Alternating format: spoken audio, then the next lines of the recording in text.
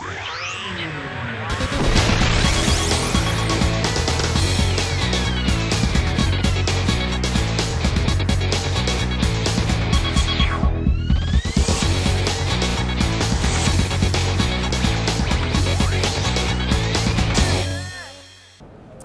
I'm Bruno Aziza, and today I am sitting down with Anita Prasad. Anita is the GM of Treasury Capital Management at Microsoft. Yeah, that's Thank you very much for your time, Anita. Thank you, nice to be here.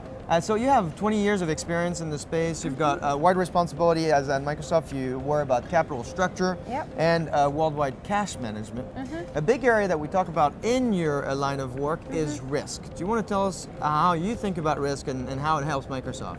Sure, so I think risk is a very key metric that we track, and financial risk to be more specific. And the challenge that we are faced with, and I'm sure a lot of our peers are faced with, is really understanding, quantifying, and having the information come to us in an actionable format. So we know there is risk, but how do we really address it? And so when you think about risk, you think a much more complete view of risk. It's not just internal view of what's going on, but also external. Do you want to kind of explain how you think about it? Sure. So I think when we talk about risk and we think about managing risk, it really is trying to understand the complete 360-degree view of risk. So for example, this is risk not just to my banks, where I may have my cash or my investments with them. It is also the risk to the banks as my customers at Microsoft. So having a holistic view of the risk is very important to us.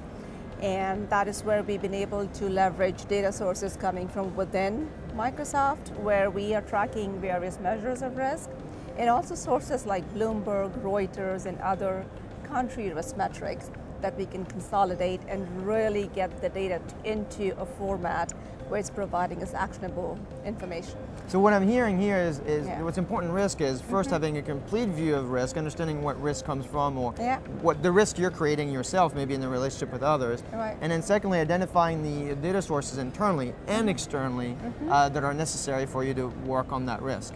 I guess the other thing I'm hearing is make sure that it's visual enough. So do you want to tell us a little bit about the visualization that you're using or the approach? Sure. So I think what we've been able to do at Microsoft, especially given the environment in the last 18 months where you have country risk and banks failing and companies going under, we have really put a lot of effort into taking all these data sources, putting them into a single format, and then providing views for our C-suite, our Treasury office, and our controllers where they can get information from the same set of data, but in consumable format that makes sense to them, right? So it is a different view of risk and different information they're all receiving, and we're also able to set alerts if there's something that I need to track and make sure I can take action in time.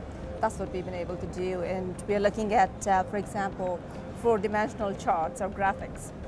And these could be things along the lines of, our exposure to our customers. So I can look at how old the receivable is, have different colors to say if it's red, it's risky, and if it's a larger bubble, it means more risk. So it's very easy to digest information, and I know if I need to take action. So you use visualization not simply to aggregate data across multiple data sources and I guess represent a meaningful picture. You also focus on the audience, depending on who you are. If you're a CFO, controller, an analyst, you get different sets of views. That's right. Do you want to give us specific examples where this approach really helped Microsoft avoid risk?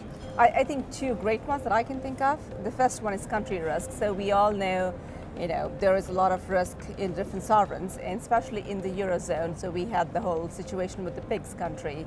And we, in Microsoft Treasury, had investments in Greece with the sovereign debt. And being able to really get this information, as I said, with alerts set in place, we were able to analyze the risk in Greece, understand it in a timely fashion to pull our money out. And we know of a lot of our other peers in the market who were unable to do that in a timely fashion. So we were able to prevent any losses from those investments. And so that's country. Any other examples? Or maybe the automotive industry, I think, is another one. Oh, that is a great example. As you know, Microsoft has a significant exposure on the advertising side, and that's where the risks to automotives were critical to us in the last year. And we were again using our 360 holistic view of risk and getting the information pushed through to the right folks. We were able to track the risk in all the automotives and prevent incurring any loss from our advertising business with them.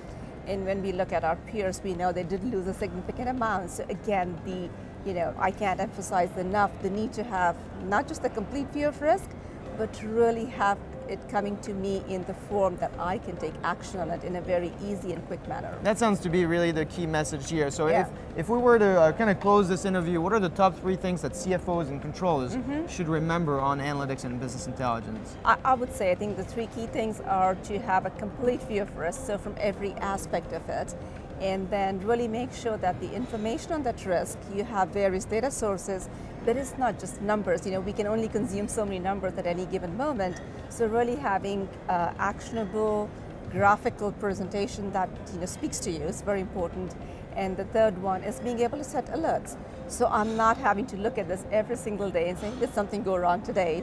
But really have the alerts push that information to me and say, hey, here is something you need to take action on today.